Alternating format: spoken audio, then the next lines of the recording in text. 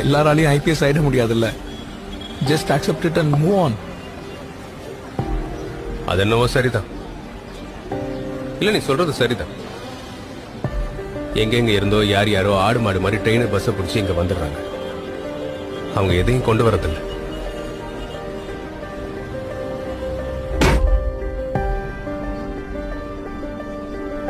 ஏழைங்களோட பிள்ளைங்கப்பா.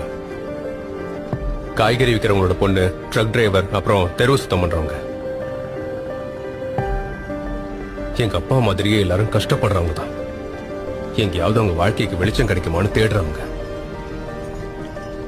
பணத்தை தனியா செலவு பண்ணி பெரிய காலேஜ்லயும் ஸ்கூல்லயும் சேர்க்க முடியாது. காஸ்ட்லியான கோச்சிங் கிளாஸ்க்கு பணம் கொடுக்க முடியாது. ஆனா உனக்கு தெரியுமா, யாருமே இங்க வெறும் கையோட வரதில்லை. என்னைக்காவது ஒரு நாள் ஐஏஎஸ்ஓ ஐபிஎஸ்ஓ ஆகுன்ற நம்பிக்கையோட வந்துட்டு இருக்காங்க.